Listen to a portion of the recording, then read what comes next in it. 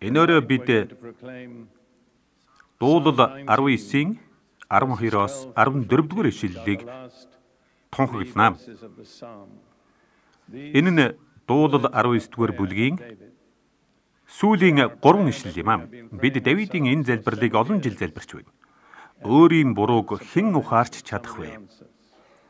Намайг нууцлагдсан буруугаас цэвэрлээч хэмээн эхэлж байгаа энэ залбирлын хариулт нь биднийг бүр мэл гайхшруулсан юм. Энэ залбирлыг хэлдэг болсноос хойш Бурхан миний тоймгүй олон далд бурууг гэрэлд гаргасан. Тиймээс эхлээд бид залбирцгаая. Дараа нь та бүхэн бидэнтэй хамт сүүлчийн ишлэлийг хэлээрэй. Өөрийн бурууг хэн ухаарч чадах вэ? Намайг нууцлагдсан буруунуудаас ангижруулаач. Мөн өөрийн зарцаа санаатай нүглээс хамгаалаач. Тэднэр намайг бүү захируулаач. Тэгвэл би гэмгүй болж агуу нүглээс ангижирна. Миний хад болон миний аврагч болох эзэн амнаас минь гарах үгс хийгээд зүрхний минь бясалгалууд таны мэлмид тааламжтай болох болтугай. За одоо сүүлчийн ишлэлийг хамтдаа хэлцгээе. Хэрвээ та үнэн голоосоо залбирах хүсэлгүй байвал битгий залбираарай. Яагаад гэвэл та хэлсэн үг бүрийнхээ төлөө Бурхны өмнө хариуцлага хүлээнэ. Бид хэсэг хэсгээр нь хэлнэ, харин та дагаад хэлээрэй. Ойлгов уу? Билнэ үү? Миний хад болон миний аврагч болох эзэн амнаас минь гарах үгс хийгээд зүрхний минь бясалгалууд таны мэлмид тааламжтай болох болтугай. За харин одоо яг зэрэг хэлцгээе. Билнэ үү? Эхлээрэй. Миний хад болон миний аврагч болох эзэн амнаас минь гарах үгс хийгээд зүрхний минь бясалгалууд таны мэлмид тааламжтай болох болтугай. Бурхан та бүгдийг өрөг. За тэгэхээр энэ өрөө бид Бурхны үгийн эрх мэдэл ба хүчийн талаар сурцгаах болно. Өмнөх хичээлээр би Бурхны үгийг 2 янзаар нэрлэдэг гэж заасан. Өөрөөр хэлбэл Библийг ч Бурхны үг гэдэг, Есүс Христийг ч Бурхны үг гэдэг. Энэ нь Библи. Есүс Христ хоёр нэг болохыг илэрхийлж байгаа юм. Библи нь Бурхны бичигдсэн үг бол Есүс Христ нь хүний биеэр илэрхийлэгдсэн үг юм. Тиймээс Есүстэй зөв харилцаатай байхыг хүсвэл Библиэд зөв харилцаа. Библиэд буруу ханддаг атлаа. Есүстэй зөв хандна гэж байхгүй юм.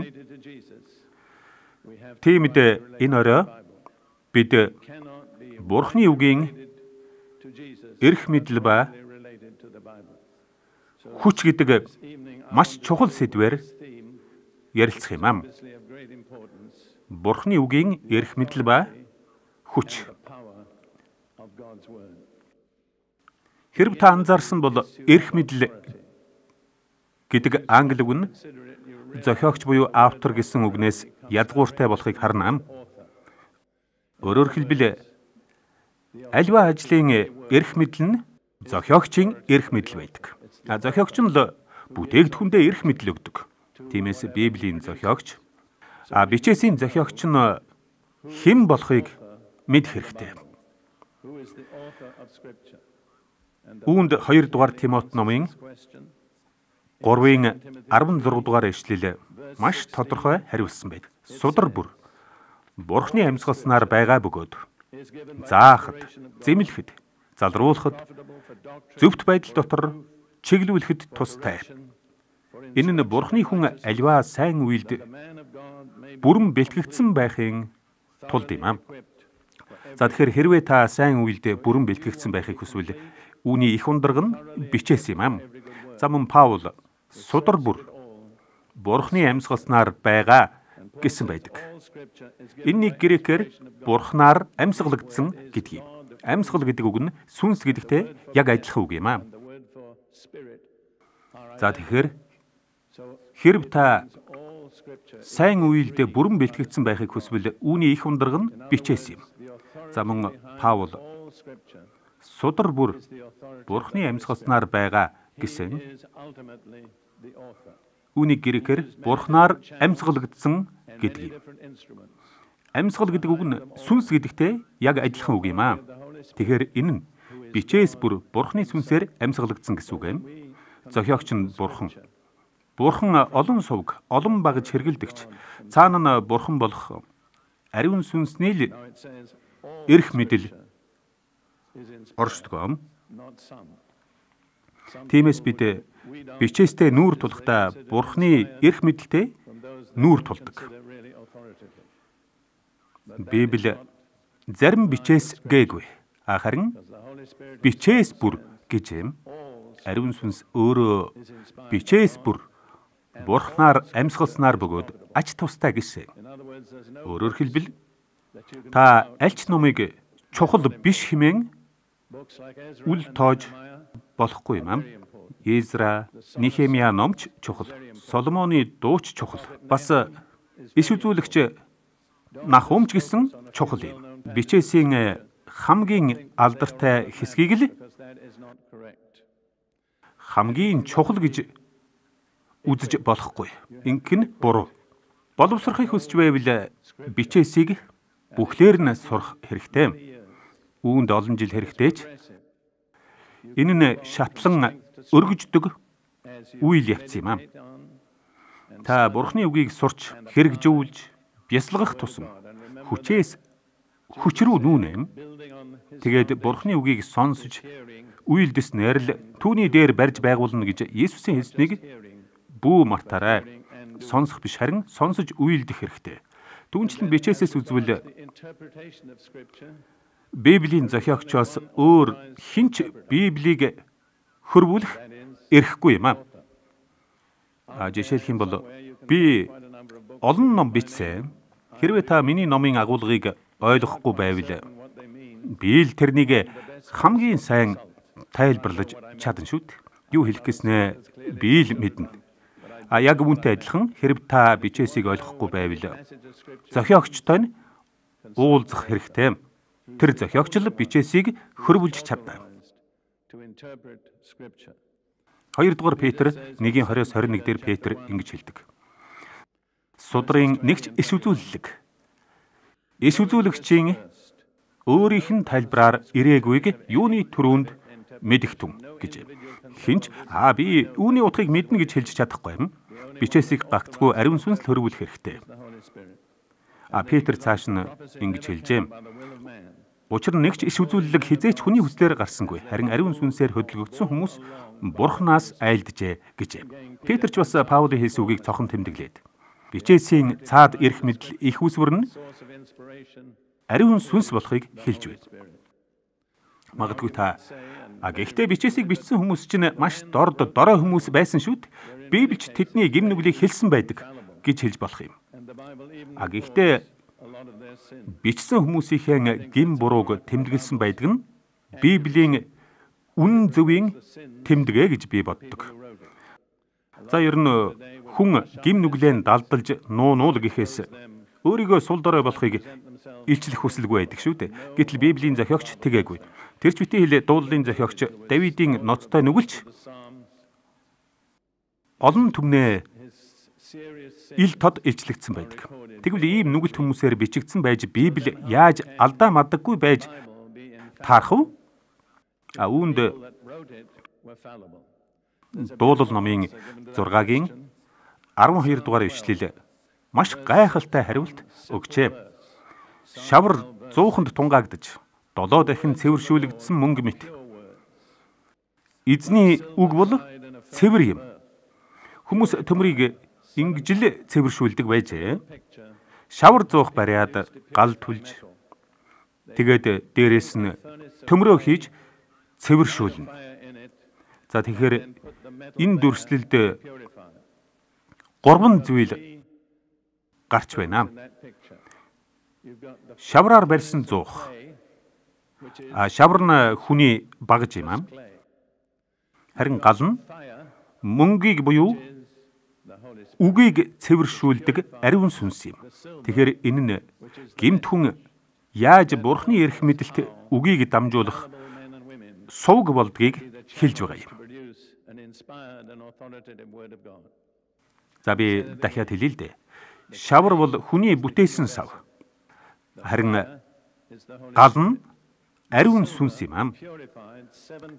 7 дахин цэвэршүүлэгдэж шижир болсон мөнгө нь Бурхны үг юм аа. Библи 7-гийн тоог ямагт ариун сүнстэй юм уу төгс байдалтай холбодог. Төгс байдалч ариун сүнсээр л бий болдог юм аа. Тиймээс Библи нь дорой шавар савар буюу гэмтээ дорд хүмүүсээр дамжиж ирсэн ч ариун сүнсний галаар 7 дахин цэвэршүүлэгдсэн учраас бүрэн найдвартай юм аа. Бүрэн найдвартай. Харин одоо бид Иесус өөрөө Библиэд хэрхэн хандаж байсныг харцгаая. Яагаад гэвэл тэр л бидний төгс үлгэр жишээ юм шүү дээ. Иесус Библиэд яаж холбогдож байв? За тэгэхээр бид өглөө уншсан Иохан номын 10:35-ыг дахин нэг удаа уншийе. Зөвхөн энэ ишлэлийг л уншицгаана. Иохан 10:35. Иесус тэдэнд танай хуйлд та нар бол бурхад юм гэж би айлдсан гэж бичигдсэн байдаг биш үү? Хэрв тэр бурхны үг авсан хүмүүсийг бурхад хэмээн нэрлсэн бол судар нь зөрчигдөхгүй. Тэгэхээр Иесус Библийг 2 нэрээр нэрлсэнийг бид өмнө нь ярьсан. Тэнхүү түүнээс хойш дагалдагч нар бичээсийг бурхны үг болон бичээс хэмээн нэрлэх болсон юм. Библи Бурхны үг гэдэг нь Бурхнаас ирсэн үг гэсэн утгатай. Библи хүнээс биш, харин Тэнгэрээс Бурхнаас ихтэй. Түүнчлэн Библийг бичээс гэж нэрлэдэг нь бичигдсэн, бичмэл үг гэсэн утгатай. Бурхны олон үг бичигдээгүй. Гэхдээ Библи дэх буюу бичээс дэх үг нь бидний тусын тулд тэмдэглэгдэн үлджээ. Тэнд бидний авралт хэрэгтэй бүх зүйл бий. Бүх зүйл. Тэгэхээр энэ өглөө бидний үзсэн ишлэл нь Библиэд хандах Есүсийн хандлагыг харуулж байна. Үүнийг дахин нэг давтахад гэмгүй. Судар нь зөрчигдөхгүй. Бичээсийн эрх мэдлийг үүн шиг товч тодорхой яаж хэлэх билээ дээ. За харин одоо бүгдээрээ энэ ишлэлийг хамтдаа хэлцгээе. Бичээс зөрчигдөхгүй. Бичээс зөрчигдөхгүй. Дахиад нэг удаа. Бичээс зөрчигдөхгүй. Бичээс зөрчигдөхгүй. Та Бурхны өмнө хэлсэн үг бүрийнхээ төлөө хариуцлага хүлээнэ гэдгээ санаарай. Яагаад гэвэл Бурхан биднийг бичээсийн эрх мэдлийг амьдралынхаа тал бүр дээр хүлээж аваасай гэж хүсдэг. Тэгвэл одоо Иесус яаж бичээсийг хэрэгжүүлсэнийг үздэцгээе. Яагаад гэвэл Иесус бидний үлгэр жишээ шүү дээ. Матай 4-р бүлэгт Иесус цөлд сатанаар соригдсон түүх бий. Хэдийгээр энэ түүх нь Матай 4-р бүлэгт гардагч бид 3-р бүлгээс эхлэх хэрэгтэй. 3-р бүлгийн төгсгөлд Иесус Йордан голд Иохан Баптистаар баптизм хийлгэсэн. Иесус баптизм хийлгээд голын уснаас гарах үед тэр даруй тэнгэр заагдаж Бурхны сүнс тагтаалуугаа адил бууж түүн дээр ирэхийг тэр харав гэж. Энэ маш чухал хэсэг учраас сайн анхаарна уу. Ариун сүнс Иесус дээр буугаад түүнд үлджээ. Ариун сүнс зарим хүн дээр бууж ирдэгч бид ариун сүнсний төвчшгүй зүйлийг үйлдэж ярьдаг учраас тэр дандаа бидэнтэй хамт үлдээд байгаагүй. Харин Иесус ариун сүнсийг гомдоох эсвэл тагтааг үргэх зүйл хизээч хэлээгүй. Хизээч үйлдээгүй. Тэгмэгц Тэнгэрээс Бурхан Аавын дуу хоолой сонсцсон. Энэ бол миний хайрт хүү. Түүнд миний тал оршдог гэж.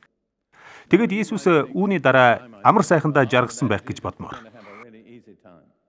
Яагад гэвэл түүнийг ариун сүнс ч таалсан, аав нь ч таалсан, иш үзүүлэгч Иохан Баптист ч таалсан. Гэхдээ үүний дараа Иесуст тийм амар хялбар амьдрал ирээгүй юм. Үүний дараа Иесус шууд л цөлд сатанаар 40 хоног соригдсон байдаг. Тиймээс Бурхны ерөөл нь таны амьдралыг хялбар, хямд болгодгоо гэж бүү санаарай. Магадгүй зарим талаараа бүрч хэцүү болдог талтай. Яагаад гэвэл Бурхны тосолсон хүнийг сатан бүрч хүчтэй эсэргүүцдэг. Есүсийг цөл рүү сүнсээр хөтлүүлж явсан атлаа эргэж ирэхдээ ариун сүнсний хүч дотор гарч ирснийг Лукийн сайн мэдээ хэлдэг. Эдгээр нь хоёр өөр зүйл юм аа. Сүнсээр хөтлүүлэх нь нэг хэрэг. Харин сүнсний хүчээр ажиллах нь өөр зүйл юм аа. Есүс сатантай хийсэн тулаанаа ялсныхаа дараа л сүнсний хүч дотор гарч ирсэн. Энэ нь их бага хэмжээгээр бидэнд ч хамаатай. Бид ариун сүнсний хүч дотор амьдрахын тулд шалгуур, эсэргүүцлийг заавал ялах ёстой, тийм ээ. Матай 4-р бүлэгт Сатан Есүсийг сорихдоо хамгийн түрүүнд эргэлзүүлэхийг зорьсон байдаг. Энэ баг Сатаны хамгийн түрүүнд хийдэг ажил юм л да. Сатан Бурхны үгийг шууд няцаахгүй. Сатан Бурхны үгт эхлээд асуулга тавьдаг. Өөрөөр хэлбэл эргэлзүүлнэ. Тэр чуулганы түүхэнд хамгийн амжилттай ашигласаар ирсэн энэ арга барилаа юугаарч солиогүй юм. Гэхдээ та энэ хавханд орох албагүй юм. Сатан Есүс дээр ирээд хамгийн түрүүнд ингэж хэлсэн. Матай номын 4-3. Хэрв чи Бурхны хүү мөн бол энэ чулуунуудыг талах бол гэж тушаа гэж. Бурхан дөнгөж саяхан энэ бол миний хайртай хүүгээд хэлчихсэн байдаг. Гэтэл Сатан Есүсийг Бурханаас сонссон зүйлд нь эргэлзүүлэхээр асуулга тавьжээ. Хэрв та Бурхны хүү юм бол батлал да энэ чулуунуудыг талах болго. Гэтэл Есүс Сатан хүн зөвхөн талахаар амьдардаггүй гэж хариулсан байна. Есүс Сатанд 3 удаа хариулахдаа дандаа дид хууль номноос иш татсан нь бас сонирхолтой юм аа. Есүс ч Сатанч дид хууль номны эрх мэдэлд огт эргэлзээгүй. Тиймээс ч бид эргэлзэж цагаан барах хэрэггүй юм. Тэгэхээр Есүс өдөөлтийг ингэж шийдсэн. Энэ бол тун чухал юм. Есүс өдөөлтийг бичигдсэн Бурхны үгээр л тулж шийдвэрлсэн. Бичигдсэн байдаг гэж. Чөтгөртөө маргаж дийлнэ гэж энэ дүр. Тэр танаас хэд дахин ухаантай. Тэр энэ бизнесээ хийгээд удаж байгаа юм. Өөрийнхөө үгээр чөтгөрийг барна гэж та бүү бод. Тэрнийг зөвхөн бичээсийн үгээр л ялна. Есүс өдөөгдөх бүртээ бичигдсэн байдаг. Бичигдсэн байдаг. Бичигдсэн байдаг гэж хэлсэн. Харин Есүсийг ингэж хэлэх бүр үед Сатан сэдвэн өөрчилсөн. Сатан бичээсийн өдөөс юу ч хэлж чадахгүйгээ мэдсэн. Тиймээс ч Сатаныг өөрийнхөө гүн ухаан арга барилаар ялна гэдэг бол дэмий юм. Сатанд Бурхны үгээр л хариул. Есүс Ева шиг алдаа гаргаагүйг харж байна уу? Эхлэл 3-р бүлэгт ийм явдал болсон байдаг. Эхлэл 3-р бүлэг. Эзэн Бурхны бүтээсэн аливаа хээрийн зэрлэг амьтдын дотроос могой хамгийн илүү залтай байжээ. Тэр могой. Та нарт энэ цэцэрлэгт байгаа бүх модны жимснээс идэж болохгүй гэж Бурхан үнэхээр хэлсэн үү хэмээн эмэгтэйгээс асууж юм. Сатан эхлээд Еваг яасан бilé? Мэдээж эргэлзүүлсэн. Нэгэнт эргэлзсэн хүний дараагийн алхам нь үл итгэл ба дуулуургүй байдал юм. Энийг битгий мартаарай. Тиймээс эргэлзээд хизээч бүү байр өг. Тэгэхээр Ева Сатантай нэг зэмданд харилцаж чадна гэж бодсон. Тэгээд могойд бид энэ цэцэрлэгдэх модны жимснээс идэж болно. Харин цэцэрлэгийн голд байгаа модны жимсний тухайд Бурхан та нар түүнээс бүү ид. Бас түүнд бүү хүр. Тэгвэл та нар үхэн гэж айлдсан хэмээж юм. Гэтэл диавол юу гэж хариулсныг үзтээ. Та нар ерөөсөө үхэхгүй. Диаволын гол зорилго нь ерөөсөө л энэ юм. Тэр эхлээд асуулга тавьсан, харин эцэст нь няцааж байна. Тэгээд хэрв та чуулганы сүүлийн хэдэн зуун жилийн түүхийг үзэх юм бол Сатан теологчид, номлогч тэргүүтэй хүмүүсийг бичээст эргэлзүүлэхдээ эцэстээ үгийг няцаахад хүргэсэн байдаг. Тиймээс тэрхүү уруудсан зам дээр анхнаасаа л гарах хэрэггүй. Бичээс эрх мэдэлтэй. Бурхан айлдсан л бол зүгээр л хүлээж ав. Үгээр амьдр. Диаволд үгээр хариул. Диавол бичигдсэн үгийн өмнө яаж чадахгүй юм. Эфес номын 6-гийн 17 дээр Паул хэлэхдээ авралын дуулгыг болон сүнсний сэлэн буюу Бурхны үгийг ав гэж хэлсэн. Та бүхэн магадгүй үг гэдгийг грекээр хоёр янзаар хэлдгийг мэдэх байх. Нэг нь логос, нөгөө нь рема. Логос нь Бурхны мөнхийн бүрэн төгс зөвлөгөө бол рема нь Бурхны айлдсан үг юм. Эфес 6-гийн 17 дээрх сүнсний сэлэм нь Бурхны айлдсан үг буюу рема үг юм. Та диаволтой нүүр тулахдаа Бурхны үгийг хэлж нүүр тулах хэрэгтэй. Таны номын тээвэр дээр эсвэл орны чин дэргэд хэвтдэг Библи таныг огт хамгаалахгүй. Библийг амаараа хэлсэн нөхцөлд л хүчин төгөлдөр болно. Та Библийн үгийг амаараа гаргаж хэлэх ёстой. Тэр үед л Библийн үг хурц иртэй илд болж диаволыг ухрахад хүргэнэ. Тэр Библийн үгийн өдөөс юу ч хэлж чадахгүй. Бичээсийн талаар Есүс юу айлдсныг дахин нэг харъя л да. Бичээс гэдэг нь Бурхны бичигдсэн үг болохыг санаж байгаа биз дээ. Матай номын 5:17-аас 18 дээр хуулийг эсвэл иш үзүүлэгчдийг хэрэгсэхгүй болгохоор намайг ирсэн гэж бүү бод гэж. Еврейчүүд хуучин гэрээг хууль болон иш үзүүлэгчд гэж нэрлэдэг юм. Хуулийг эсвэл иш үзүүлэгчдийг хэрэгсэхгүй болгохоор намайг ирсэн гэж бүү бод. Хэрэгсэхгүй болгохын тулд бус харин гүйцэлдүүлэхийн тулд би ирсэн юм. Үннээр би танарт хэлье. Тэнгэр газрыг алга болтол бүгд биелэгдтэл хуулиас ганц ч үсэг, ганц ч зураас алга болохгүй. Үсэг гэдэг нь орчин цагийн еврейгээр үүнийг йод гэдэг. Еврей цагаан толгойн хамгийн өчүүхэн үсэг юм. Харин зураас нь тухайн үсгийг бусад адил төстэй үсгээс ялгахад нэмж таталдаг. Таслал төдий өчүүхэн тэмдэг юм. Тэгэхээр эдгээр нь бичээсийн хамгийн өчүүхэн тэмдэг үсэг юм. Гэтэл эдгээрийн аль нь ч алга болохгүй гэж Есүс хэлсэн. Өөрөөр хэлбэл Есүс бичээсийн бүрэн төгс эрх мэдлийг хүлээн зөвшөөрсөн. Есүс Бурхны хэлэгдсэн үгийн талаар яриаггүй. Яагад гэвэл үсэг ба зураас нь зөвхөн бичгийн хэлдэл хэрэглэгддэг. Тиймээс Есүс Бурхны бичигдсэн үгийн бүрэн эрх мэдлийг дэмжижээ. Хожим нь Матай 22 дугаар бүлэгт буюу үйлчлэлийнхээ төгсгөл хавьд Есүс тухайн үеийн либералчууд буюу бичээсийн эрх мэдлийг хүлээн зөвшөөрдөггүй садукайчуудтай ярилцсан байдаг. Үндэ садукайчууд эхний 5 ном болох Пентатухын эрх мэдлийг л хүлээн зөвшөөрдөг. Тиймээс тэд үхлээс амилах сургаалыг шүүмжилж Есүст тун ухаалаг асуулт тавьжээ. Гэхдээ Есүс юу гэж хариулсныг үзнэ үү? Матай 22:31-ээс 30. Харин үхэгсдийн амилалтын тухайд Бурханаас та нарт би бол Авраамийн Бурхан, Исаакийн Бурхан, Яаковын Бурхан хэмээн айлдсныг та нар уншаагүй хэрэгүү?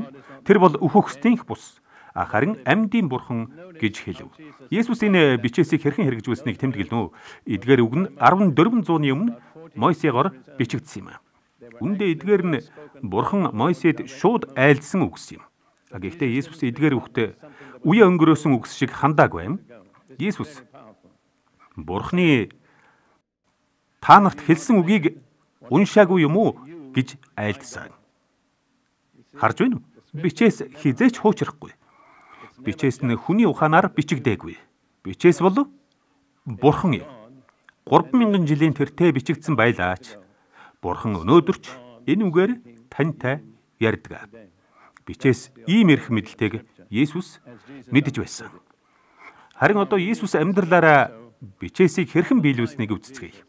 Шинэ гэрээнд Есүсийн амьдралын 18 тохиолдол дээр бичээс биелэгдэхийн тулд гэж хэлсэн байдаг.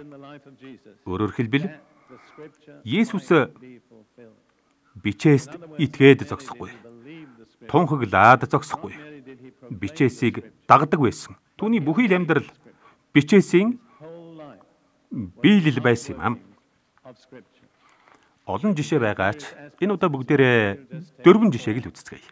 Түүний мэндэлсэн, хүний амьдралаар амьдарсан, үгсэн ба амьдсан нь бүгдээрээ бичээсийн биелэл байлаа. Эдгээрийн тухайд бичээс биелэгдэхийн тулд ингэж гэдэг. Бичээсийн эрх мэдлийг үүнээс илүү хүлээн зөвшөөрнө гэж байхгүй юм. За одоо шинэ гэрээг нээцгээе. Шинэ гэрээний эрх мэдэл гэж юу вэ? Хуучин гэрээнийхтэй яг адил эрх мэдэл гэвэл та гайхандаа Есүсийн дагалдагч нартай хэлсэн 2 удаагийн үгийг үздэцгээе. Иохан номын 14-ийн 25-аас 26 дээр Есүс дагалдагч нараа орхиж явах цаг нь ойртсон тул үүнд дагалдагч нараа бэлтгэжээ. Би та нартай хамт байхдаа энэ бүгдийг хэллээ. Харин туслагч буюу миний нэрээр эцгийн минь илгээх ариун сүнс. Ариун сүнс гэдэг нь ариун сүнсний нэр бөгөөд ариун сүнс бол туслах юм. Заримдаа бас тайвшруулагч ч гэдэг. Миний нэрээр эцгийн минь илгээх ариун сүнс та нарт бүх зүйлийг заах бөгөөд миний та нарт хэлсэн бүгдийг сануулгах болно гэж. Тиймээс иш үзүүлэгчдийн бичээсийн цаадах эрх мэдэл нь ариун сүнсний эрх мэдэл юм. Ариун сүнс 2 зүйлийг хийнэ гэсэн миний заагаагүйг зааж, миний хэлснийг сануулна. Тиймээс сайн мэдээний тэмдэглэл нь хүний ой санамжаас биш. Ариун сүнсний үннээс хамаардаг билээ. Иохан номын 16-гийн 12-оос 14 дээр Есүс яг ижил үгийг дагалдагч нартай хэлсэн. Та нарт хэлэх зүйл надад олон бийч. Та нар одоо тэдгэрийг даахгүй. Харин үнний сүнс болох тэр эрэхтэй. Та нарыг бүх үнэн рүү удирдна. Учир нь тэр өөрийн санаагаар биш. Харин алив сонссон юмаа ярина. Эрх зүйлийг тэр та нарт мэдүүлнэ. Тэр намайг алдаршуулна. Яагад гэвэл тэр минийхийг авч түүнийгээ та нарт мэдүүлнэ. Ариун сүнс нь юм биш. Харин тэр гэдгийг цохон тэмдэглэхийн тулд Есүс хэл бичгийн дүрмийг зөрчсөнийг заавал хэлэх хэрэгтэй. Энэ тухай нарийн тайлбарлах гэвэл тун төвхтэй. Гэхдээ грек хэл бичгийн дүрмээр бол Есүс ариун сүнсийг юм гэж хэлэх ёстой байсан. Гэтэл Есүс ариун сүнсийг юм биш тэр гэж айлдсан. Өөрөөр хэлбэл ариун сүнс юм биш харин амьтай нэгэн гэж. Ариун сүнс бол юм биш бурхан. Харин үнний сүнс болох тэр эрэхтэй. Та нарыг бүх үнэн рүү удирдна. Учир нь тэр өөрийн санаагаар биш. Харин алив сонссон юмаа ярина. Ирэх зүйлийг тэр та нарт мэдүүлнэ. Есүс та нарын сураагүй боловч сурах хэрэгтэй бүхнийг ариун сүнс та нарт заана гэдгийг дахиад л хэлж байна. Тэгээд дараагийн ишлэлд тэр намайг алдаршуулна. Яагаад гэвэл тэр минийхийг авч түүнийг та нарт мэдүүлнэ гэж юм. Есүсийг алдаршуулах нь ариун сүнсний өөр нэгэн амин чухал тэмдэг болохыг хэлхийг минь болгоно. Тиймээс та Есүсийг биш, хүнийг юм уу өөр зүйлийг алдаршуулсан сүнслэг үзэгдэлтэй нүүр тулбал энэ нь ариун сүнс биш гэдгийг амархан таних болно. Яагад гэвэл ариун сүнсний дээд үйлчлэл нь Есүсийг илчилж алдаршуулах юм. Энэ нь сүнсийг шалгах тун сайн арга. Библи биднийг сүнсийг шалга гэдэг. Тиймээс алив зүйл нь ариун сүнснээс мөн эсхийг шалгаж болох нь байна. Тодорхойлбол Есүсийг алдаршуулж байна уу, үгүй юу гэдгээр шалгаж болох нэ. Есүсийг алдаршуулахгүй байвал хичнээн сайн сүнслэг сонсогдож байсан ч хичнээн чанга хүчтэй хэлэгдэж байсан ч ариун сүнснээс биш юм. Хүн өөрийгөө алдаршуулж эхлэх үед ариун сүнс уучлаарай, би явлаа. Чи өөрөө цаашаа явж болно. Гэхдээ би чамтай хамт байхгүй гэдгээ. Ийм замаар маш олон үйлчлэл төөрдөг. Ариун сүнсний гагцхүү Есүс төрөгдөг алдрыг өөртөө авсан учраас хичнээн олон үйлчлэл сүйрснийг би хэлж мэдэхгүй. Тиймээс би өөртөө тун хянамгай ханддаг. Би өөрийгөө байнга шалгаж би Есүсийг алдаршуулж байна уу? Эсвэл Дерк Принц мундаг хүн шүү гэдгийг хүмүүст ухуулах гээд байна уу? гэж асуудаг. Дерк Принц бол ердөөл Бурхны нэгүүлсээр аврагдсан нүгэлтэн гэсэн үг шүү дээ. За, харин одоо маш сонирхолтой сэдв рүү орцгоё. Энэ бол Бурхны үгийн мөн чанар юм. Энэ нь маш сонирхолтой зүйл. Еврей номын 4-ийн 12 дугаар бүлэгт Бурхны үгийн мөн чанарыг Еврей номын 4:12. Учир нь Бурхны үг амьд бөгөөд идвэхтэй. Хоёр талдаа эртээ ямар ч илдээс хурц гэж дүгнэв. Бурхны үгийг дахиад л илдтэй зүйрлсэн байгаа биз? Сэтгэл хийгээд сүнсийг, үе мөч хийгээд нугас чөмгийг салтал нэтрэн ордог бөгөөд зүрхний бодол хийгээд санаагч шүүх чадвартай юм гэж. Тэгэр Бурхны үг нь цагаан цаасан дээрх хар тэмдэг үсэг, номлогчийн амаас гардаг үхмэл үгс биш. Харин гарах бүрийдэн ам авчирдаг. Амьд үг ачээ. Бурхны үг нь амьд бөгөөд хүчрхэг. Бурхны үг нь дэлхийг бүрхсэн Бурхны бүх худлаас хүчрхэг. Сатаны бүх худлаас хүчрхэг юм. Бурхны үг нь туйлын төгс хариулт юм. Дараа нь Библи сэтгэл хийгээд сүнсийг салтал нэвтрэн ордог гэсэн байна. Энэ нь тун сонирхолтой хэсэг. Би сэдвээсээ гажмааргүй байна. Гэхдээ Библи хүнийг сүнс, сэтгэл, биеэс бүрдсэн гурвалж мөн чанартай гэж хэлдэг. Яг л Бурхны гурвалсан мөн чанартай байдаг шиг. Гэхдээ сэтгэл ба сүнсийг гагцхүү Бурхны үг л ялгаж чадна.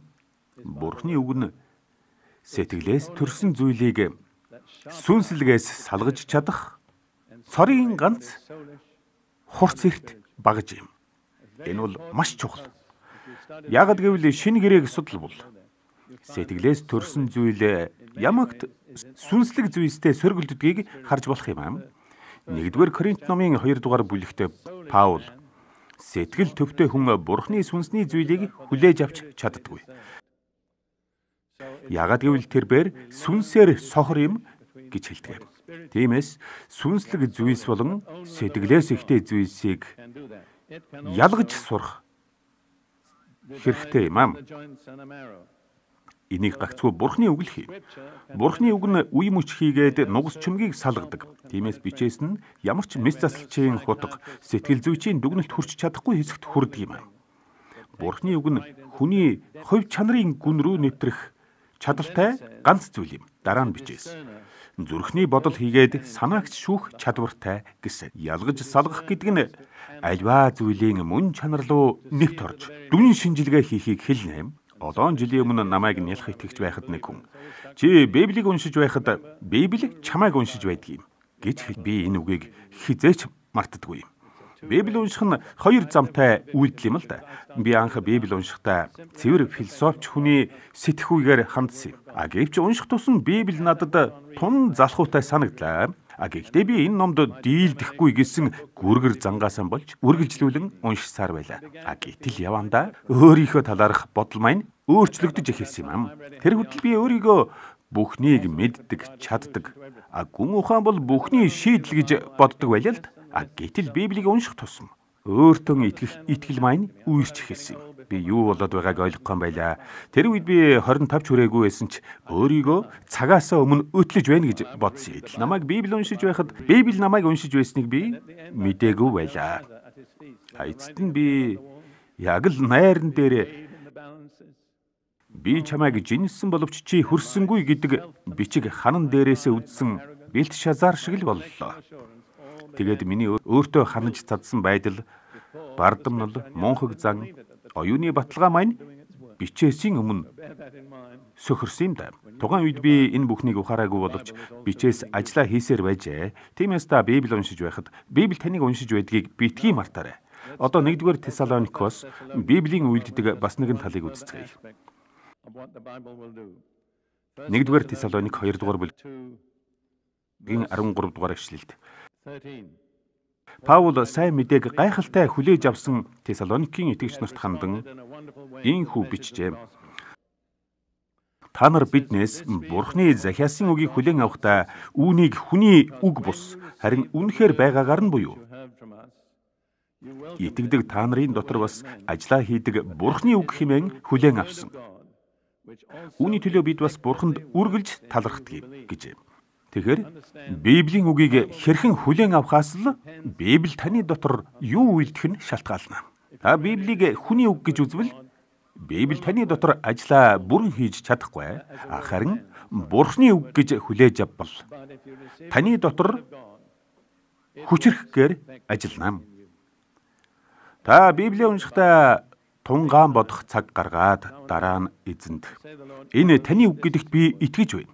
Би үнийг таны үг хэмээн хүлээн авч байна. Тиймээс таны үг миний сүнс, сэтгэл, биеийн хэсэг бүрт хийх ёстой бүх ажлаа хийх болтугай. Яагад гэвэл би итгэж байна гэж хэлээрэй.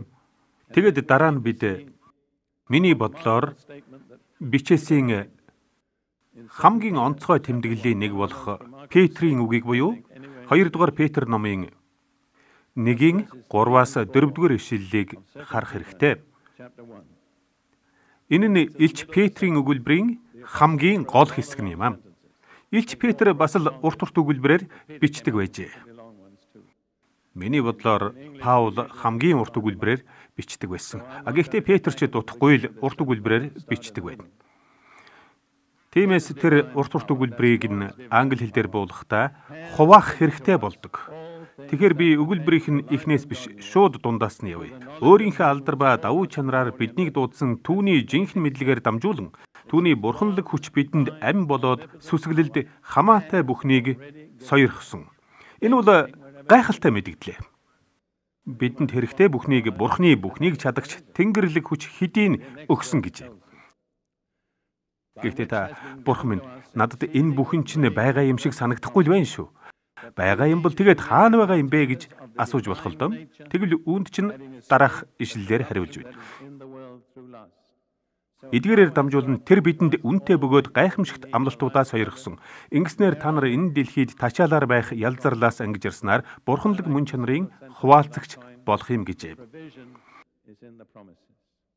Тэгэхээр бидэнд хэрэгтэй бүхнийг бурхан бидэнд яаж өгсөн бэлээ? Тэдгээр нь хаана вэ? Тэдгээр нь бурхны амлалтад бий. Би хангамж амлалтад бий гэдэг өгүүлбэрт хайртай. Намайг дагаад хэлнэ үү?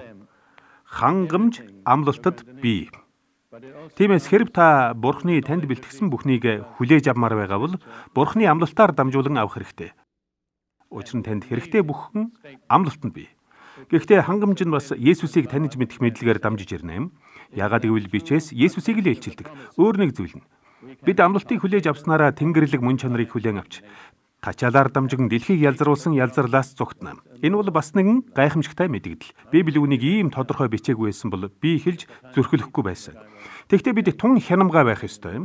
Учир нь өнөөдөр хэрэг та явсаар зөв зүйлээ үйлдсээр байвал эцэстээ бурхан болно гэсэн алдартай сургаал байдаг. Би үүний нэрийг хэлэхгүй. Гэхдээ та мэдэж байгаа байх. Та нарын зарим чинь ийм сургаалтай таарсан байх юм. За яах вэ? Би нэрийг хэлье. Энийг New Age хөдөлгөөн гэдэг. Уг нь би New Age буюу шинэ үе гэдэг үгийг хэлдэг байсан юм. Би анх шинэ үе айсвэ гэж ярьдаг байсан. Гэтэл тэд энэ хэллэгийг маань хулгайлчихсан болохоор би өөр хэллэг бодож олох хэрэгтэй болсон юм. Тиймээс би Бурхны хаанчлал газар дээр тогтно. Есүс хаанчлалаа байгуулна гэж ярьдаг болсон чинь тэд тун дургүй байсан. Гэхдээ ямар ч байсан New Age Хинду гүн ухаан зэргийг түлхүү ухуулж хангалттай хол явж чадвал бурхан болно гэдэг. Ингээд мормончууд яг ийм сургаал заадаг. Мэдээж тэд энийг анхандаа хэлэхгүй л дээ. Гэхдээ л бурхан болно гэдэг сургаал явж л байдаг. Мэдээж энэ худлаа. Би ганцхан жишээ хэлье л дээ. Бурхан бүтээгдээгүй. Харин бид бүтээгдсэн. Бүтээгдсэн нь хизээч бүтээгдээгүй юм шиг байж чадахгүй. Гэхдээ хэрэг бид амлалтыг хүлээн авч хэрэгжүүлбэл бурханы мөн чанарын хуваалцагч болох боломжтой юм. Би Яаковын шатны талаар байнга боддог. Та Яаковын зүудийг санаж байгаа хаа? Тэр ганцаараа цөлд байхдаа чулуу дэрлээд унтдаг шүү дээ. Та нарын дунд чулуу дэрлэх хүсэлтэй хүн байна уу? Дэрлэлч ихэнх хүнд таалагдахгүй хаа. Гэтэл Яаков чулуу дэрлээд унтсан байдаг. Нэг хүн хэрвээ Яаковын хожим эдэлсэн амьдралыг эдлэх боломж надад олдогсон бол би дуртаяа чулуу дэрлээд унтгсан гэж хэлж билээ. Ягд гэвэл Яаков тэнгэрт тулсан урт шат зүүдэлсэн. Шатны хөл нь газар дээр байсан ч оройн тэнгэрт тулж түүгээр бурхны тэнгэр элч нар дээш авирч доош бууж байлаа. Тэгэд Есүс өөрөө шатны орой дээрээс Яаковтай ярьжээ. Гэхдээ Библи нэг талаараа Яаковын шаттай адил юм шиг надад санагддаг. because he had a vision, a dream of a ladder reaching to heaven. The foot was on the earth, the top of the ladder was in heaven, and the angels of God were ascending and descending. And Jesus himself was at the top of the ladder, and he spoke. Гэхдээ Библи нэг талаараа Яаковын шаттай адил юм шиг надад санагддаг. Амлалт бүр нь шатны нэг хөндлөвч шиг. Тэгээд та шинэ амлалт бүрийг өөрийн болгох бүртээ нэг шат айхнаа гэсэн үг. Тэгээд эцэстээ тэнгэрт хүрнэ. Тиймээс Библи хизээч бүү үл ойшоо. Библи таныг сайн сайханд амжилтанд хүргэх түлхүүр юм. Бурханаас бидэнд хайрлсан хамгийн нандин бэлэг юм аа. Өнөөдөр бидний гарт олон төрлийн Библи байна. Тиймээс энэ орчуулгыг хэрэглэх үү, тэрийг хэрэглэх үү, зурагтай Библийг ашиглах уу, тайлбартай Библийг хэрэглэх үү гэж шилж байхад өнөөдөр энэ дэлхийд Библийг нээж үзээгүй сая хүн байгааг та битгий мартаарай. Тэдэнд сонголт огт байхгүй. Түүнчлэн та бид хоёрт Библийг өвлүүлж үлдээхийн төлөө өмнөх зуунуудад өчнөөн олон сая хүн амиа өргөснийг бүү мартаарай. Тиймээс Библийг хайрл. Библиэр дамжин Бурхан бидний амьдралд айлчилдаг. Тиймээс Библиэд хүндэтгэлтэй хандаарай. Харин одоо хичээлийнхээ төгсгөл би хамгийн сонирхолтой нэгэн зүйлийн талаар товч ярмаар байна. Энэ нь Бурханы үгийн үр нөлөө юм. Та нар үүнд итгэдэг учраас энэ нь та нарын дотор бодиттой ажилдгаа гэж Паул Тесалоникийн хүмүүст хэлсэн байдаг. Тиймээс таны амьдралд үзүүлэх Бурханы үгийн 8 үр нөлөөг би танд хэлмээр байна. Бурханы үг бидний амьдралд маш ихийг гүйцэлдүүлдэг. За эхлээд Ром номын 10-ын 17 дугаар ишлэлийг үзье. Ром номын 10-ын 17 дугаар ишлэл. Тиймээс итгэл нь сонсохоос, сонсох нь Христийн үгээр ирдэг. Энэ бол гайхамшигтай бичээс. Яагаад гэвэл бид Хойд Африкийн цөлд байхдаа арсны өвчин тусаад эмнэлэгт жил гаруй хэвдсэн юм аа. Тэр уур амьсгалд эмч нар миний өвчнийг эмчилж чадахгүй байлаа. Тэгээд эцэстээ зүгээр л архаг харшил гэж онцлогдсон юм. Үндэ энэ өвчин өнөөдөр ч эмчилж чадахгүй. Хэвээр айл байгаа. Тэр үед би Христэд дөнгөж итгээд байсан юм л да. Тэгээд өөртөө хэрв надад итгэл байсан бол Бурхан намайг эдгэх байсан гэж хэлдэг байлаа. Гэхдээ араас нь гэхдээ надад итгэл байхгүй гэж хэлнэ. Надад итгэл байхгүй гэж бодохоор яг л Жон Буняны хэлдгээр цөхөрлийн цөлд ороод явчих шиг болдог байлаа. Тэгтэл нэг өдөр Ром номын 10-ын 17 дугаар ишлэл миний тас харанхуй талд хурц туяа тусгасан юм аа. Итгэл нь ирдэг байх нь. Танд итгэл байхгүй байлаач та итгэлийг авч болно. Та итгэлгүй хэвээрээ үлдэх шаардлагагүй. Итгэл нь Бурханы үгийг сонсохоос ирдэг. Итгэл нь яг одоо энд Бурханы үгийг сонсож байгаа олон хүнд ирж л байгаа. Шинэ гэрээний цагт хүмүүс юм уншихдаа ганцаараа байсан ч чангаар дуудаж уншдаг байжээ. Жишээлх юм бол Этиопийн тайган Твих тэргэн дотроо Исая номыг уншиж явахын Филипп дуулж юм. Уг нь тэр Филиппт биш, өөртөө зориулж уншиж байжээ. Чангаар дуудаж унших нь их ач холбогдолтой. Өөрийнхөө уншиж байгааг сонсох үед итгэл ирдэг. Ойлгож байна уу? Тэгэхээр нэгдүгээрт бичээсээс итгэл төрдөг байх нь. Хоёрдугаарт нь бичээс нь шин төрөлтийг бий болгодог. Бид Бурханы үгээр дахин төрдөг. Яаков номын 1-ийн 18 дугаар ишлэлд Бурхан тэр өөрийн хүслээр биднийг үнний үгээр төрүүлв. Ингэснээр бид түүний бүтээлүүдийн анхны үр жимсэн болох юм хэмээн айлджээ. Бурхан үүнийг өөрийнхөө хүслээр хийсэн. Бурхан яагаад энийг хийсэн бэ? Учир нь тэр ингэж хийхээр шийджээ. Энэ талаараа илүү дэлгэрүүлж яриад яах вэ? Хэр бид бүхний эхлэл рүү эргэвэл бүх юм Бурханы шийдвэрээс эхэлснийг харна.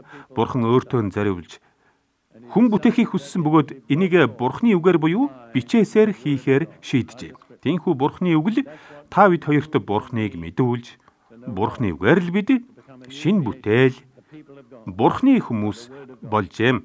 1-р Петр номын 1:22-оос 23-т хэлэхдээ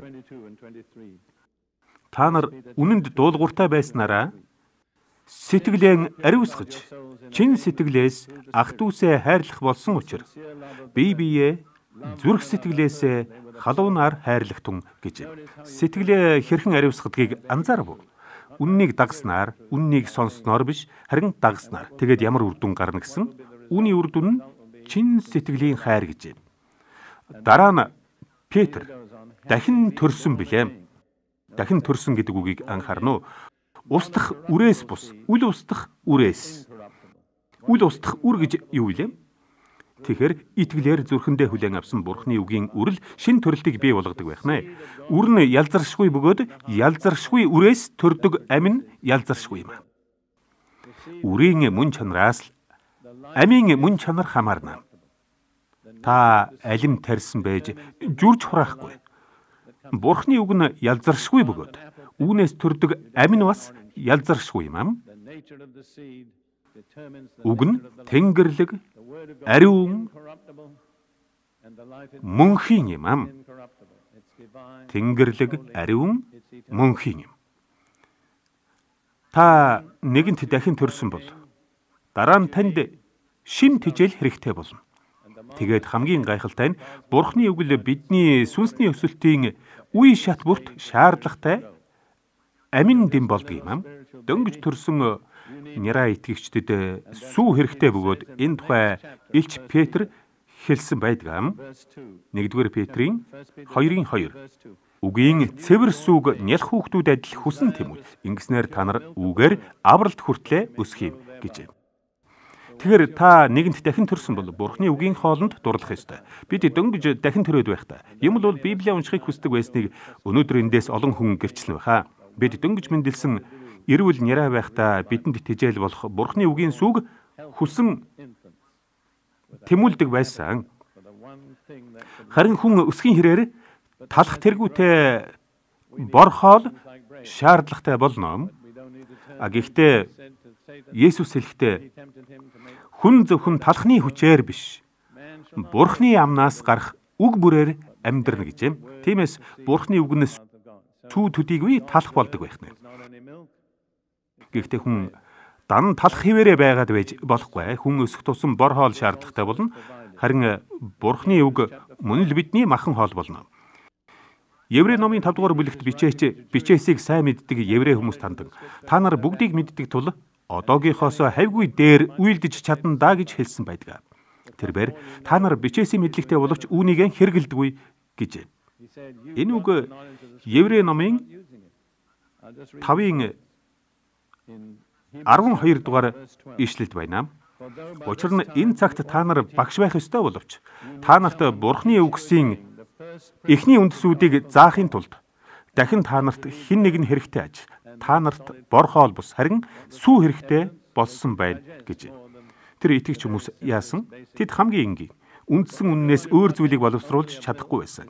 Учир нь сүүгээр амьдрагч хүн бүр зөвхт байдлын үгэнд гаршаагүй байдаг. Яагаад гэвэл тэр хүн балчраажээ. Харин бор хоол нь төлөвшсөн хүмүүст зориулагддаг. Тэд дадлагжуулдаг учраас мэдрэмж нь сайн мууг ялгахад суралцжээ. Та ойлгож байна уу? Өсч төлөвшхийн тулд та мэдрэмжээ дасгалжуулах хэрэгтэй. Дасгалжуулах хэрэгтэй. Бурхны үгийг хэрэгжүүлэх хэрэгтэй. Та ямар нөхцөл байдалд орсноо, ямар хүчтэй нүүр туснаа танихын тулд Бурхны үгийг хэрэгжүүлж сурах хэрэгтэй. Энэ бол төлөвшөлт хүрэх зам юм. Хэрв та Бурхны үгийг хэрэгжүүлж мэдэхгүй, Бурхны үгээр амьдрахгүй бол хизээч өсөхгүй. Сүү талах хിവэрэ байхаас сэтрэхгүй. Харин бор хоол нь Бурхны үгийг амьдралдаа тогтмол хичээнгүй хэрэгжүүлдэг. Дасгалжуулдаг хүмүүст л зориулагдана. За тэгэхээр Бурхны үгийн 3 дахь үр дүн нь Бурхны үг бидний сүнсний хоол болдог юм.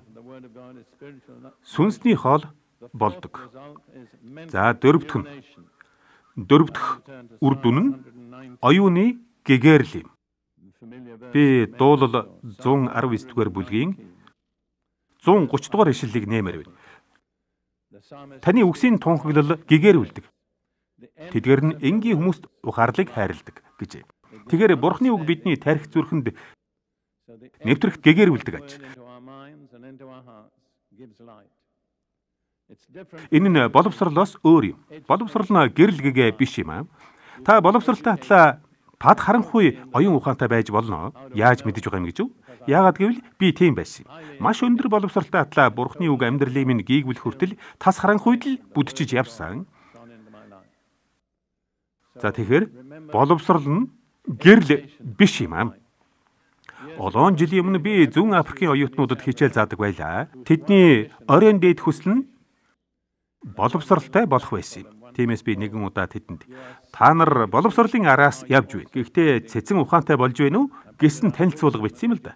Би танилцуулгада боловсрол ба цэцэн ухаан нь тис өөр юм а гэдэг санааг цохон тэмдэглэснээс гадна үнэн дээр энэ дэлхийн хамаг гай барцад нь боловсролтой тэнгүүдээс болдог гэд хэлчихсэн чинь олон хүнийг цочирдуулсан юм. Америк нэгдсэн улсын ерөнхийлөгч асан Теодор Рузвельт хулгай хийдэг хүн галт тэрэг хулгайлж чадна. Харин хэрэг түүнд боловсрол олгобол тэрээр галт тэргийг замтай, юутэй хэтэн бүгдийг хулгайлна гэж хэлсэн байдаг.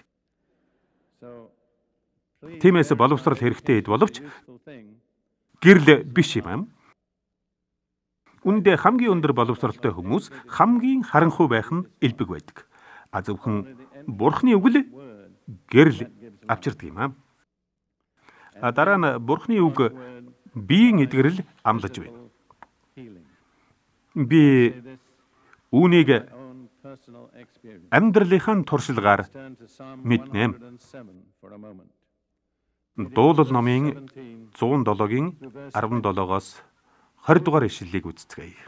Өөрсдийнхөө тэрслүү зам болон өөрсдийн гим буруугаас болж тэнгүүд зовжээ гэсэн байна. Зарим нь буруу амьдрснаасаа болоод зовж байгааг та анзаарсан уу? Маш олон хүн надаар эдгэрлийн төлөө залбируулахаар хэлдэг. Гэхдээ асуудлынх нь үндэс нь өөрсдийнх нь буруу амьдралынх нь хэв маяг гэдгийг тэд хүлээн зөвшөөрөхгүй. Гэтэл энэ ишлэлд гим нүглээсээ болж зовж байгаа хүмүүсийг тэнгүүд гэж. Тэдний сэтгэл бүхий л төрлийн хоолнд дургуйтсан бөгөөд тэд үхлийн дааман хаалга руу ойртсон. Одоо сонсорой. Тэгээд тэд зовлонгийнхоо дунд эзэнд хашгирсан. Сонсорой. Тэр тэднийг зовлон зүдгүүрээс аварсан. Тэр өөрийн үгийг илгээв. Тэднийг идгээж, тэднийг мөхлөөс нь аварсан гэж бичсэн байна. Бурхан үгээ илгээхдээ 3 зүйлийг хийдэг юм. Тэр авардаг, идгээдэг, чөлөөлдөг.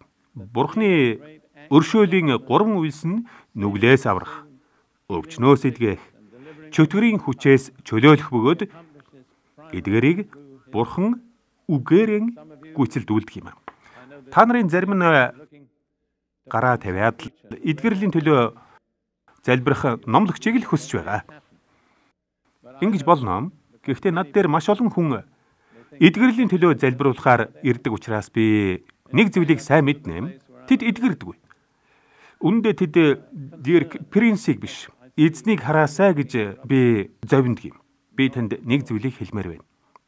Хэрв та Бурхны үгийг хүлээн авбал та номлогчтой номлогчгүй идэгнэм. Яагаад гэвэл Бурхан үгэн илгээж тэднийг идгээж зовлон зовнилоосон чөлөөлсөн юм. Харин одоо би хамгийн дуртай ишлэлээ хэлмээр байна. Учир нь энэ үг намайг ямар ч им идгээж чадахгүй байхад идгээж эмнэлгээс гаргасан юм. Энэ нь сургаалт үгс 4-ийн 20-оос 22 дугаар ишлэл юм.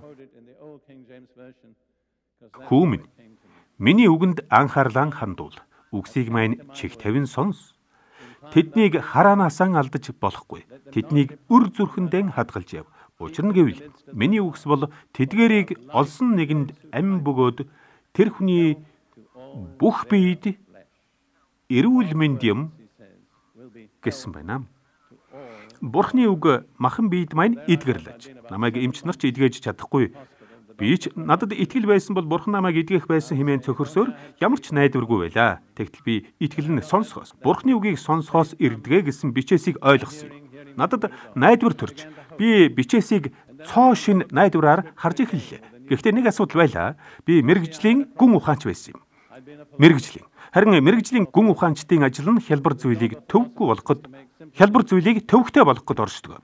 Тиймээс би Бурхны үгийг тийм энгийн хялбараар хүлээж авсангүй. Бурхны эдгэрлийн амлалтыг уншсныхаа дараа би үүнийг нь сэтгэлийн эдгэрлийн тухай ярьж байна гэж бодлоо. Бурхан миний сул дорой биеийг тоовол гэж. Тэгээд ч би чинь үхэл жамтай.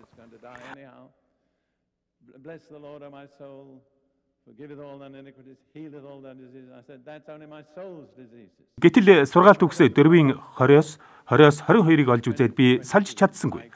Түүний үг нь тэдгэрийг олсон нэгэнд ам бөгөөд түүний бүх биед эрүүл мэнд гэж Бурхан айлджээ. Учир нь махан бие гэдэг нь махан биеийг л хэлж байгааг гүн ухаанч хүнч мэднэ. Миний махан биед эдгэрл ирэх нь байна. Тэгээд би талбай дээрх тайлбарыг унштал эдгэрл гэдэг үгийг эм хэмээн тайлбарласан байлаа. Тухайн үед би цэргийн эмнэлгийн ажилтан байсан юм. Тэгээд өөрөөсөө асуулаа. Хүмүүс яаж эм уудаг вүлэм? Өдрийн 3-аар хоолныхаа дараа. Тэгвэл би ингэ. Товчхондоо би 3-аас 4 сарын турш Бурхны үгийг өдрийн 3-аар хоолныхаа дараа уусан бөгөөд үг намайг Суданы хамгийн эрүүл бус уур амьсгалд цоо эрүүл болгож эдгэсэн юм. Тиймээс ахан дүүс минь энэ үг үний юм шүү. Тэгэхээр Бурхны үгийн үлдсэн 3 үр дүнг хурдан үзцгээе. Дараагийнх нь нүглийг ба сатаныг ялах ялалт. Дуулал номын 119-ийн 9 болон 11. Залуу хүн зам мөрөө хэрхэн цэврээр хадгалах вэ? Таны үгийн дагуу сагснаар. За харин 11-р эшлэл. Таны эсрэг нүгэл хийхгүй тулд таны үгийг би зүрхэндээ хадгалсан гэж. Өнөөдөр олон залуус үнэхээр цэвэр амьдарч болно гэдэгт эргэлзэж байна. Яагаад гэвэл сурган хүмүүжүүлэгч нар нь тэдэнд бараг боломжгүй гэсэн хариулт өгдөг. Тэд хүүхдүүдэд аюулгүй сексийг л ухуулган сурталчилдаг. Гэхдээ энэ аюулгүйд огт биш ээ. Харин Библи юу гэж хэлжв? Зам мөрөө Бурхны үгээр харгалзсан залуу хүн цэвэр амьдралаар амьдарч чадна гэж байна. Намайг Африкийн залуустай ажиллаж байхад энэ үг ахин дахин биелэгдэхийг би нүдээр үзсэндээ Бурханд талархдаг юм. Тэд Бурхны үгтэд захирагдсан учраас цэвэр болж цэвэр амьдралаар амьдарсан юм. Матай 4-р бүлэгт Есүс сатантай халз тулахдаа бичигдсэн байдаг гэдэг ганц зэвсгээр ясныг санаж байна уу? Бүгдээрээ бас Эфес номын 5-ын 25-аас 27-г хурдхан шиг санаадах юм. Эфес 5-ын 25-аас 27. Нөхрүүдээ, эхнэрүүдээ хайрл. Нөхрүүд минь, энэ бол зөвлөгөө биш, тушаал юм шүү. Нөхрүүд, Христ чуулганыг хайрлаад түүний төлөө өөрийгөө өгсөний адил эхнэрүүдээ хайрл. Тэр чуулганыг үгээр дамжуулан усан дугаач, цэвэрлэн ариусгаад түүнийг ямар ч толбгүй, ямар ч үрчлээсгүй бөгөөд тиймэрхүү ямар ч зүйлгүй, харин ариун гэм зэргүй байлган өөрийнхөө өмнө алдарт чуулган болгох гэсэн ажим. Есүс сүйт бүсгүйгээ хэрхэн гэм зэмгүй ариун байлгав? Бурхны үгийн усаар угааснараа. Бурхны үг биднийг ариусгаж цэвэрлэж өгдөг юм. Йохан Есүсийг ус ба цусаар ирсэн нэгэн гэж хэлсэн. Усаар төдийгүй бас цусаар.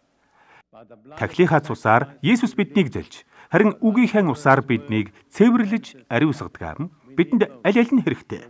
Бид үгээр цэвэрлэгдэхийн тулд цусаар зэлэгдэж. Эцэст нь Яаков 1:23-аас 25 дугаар ишлэлд Яаков Библийг сүнсний толь гэдэг. Энэ толиос та гадаад төрхөөн биш, дотоод чанараа олж үзнэ юм. Хүн толинд хараад ямар нэгэн болохгүй зүйл олж харвал янзалдаг. Үс нар зайсан бол самнан, царай нь халтайсан бол угаана. Хүн толдчоод дараа нь зохих үйлдэл хийдэг. Бурхны үгийн толинд сүнслэг төрхөө харсан хүн яг л ингэж хийх ёстой. За одоо сая сурсан Бурхны үгийн 8 үр нөлөөгөө дахин давтан үзцгээе. Үг нь итгэл төрүүлдэг. Үг нь шин төрөлтийн үр. Үг нь сүнслэг хоол. Үг нь оюуныг гэгэрүүлдэг. Үг нь биеийн эдгэрэл авчирдаг. Үг нь нүглийг болон сатаныг ялдаг. Үг нь цэвэрлэж ариусгадаг. Үг нь сүнслэг тойл юм ам.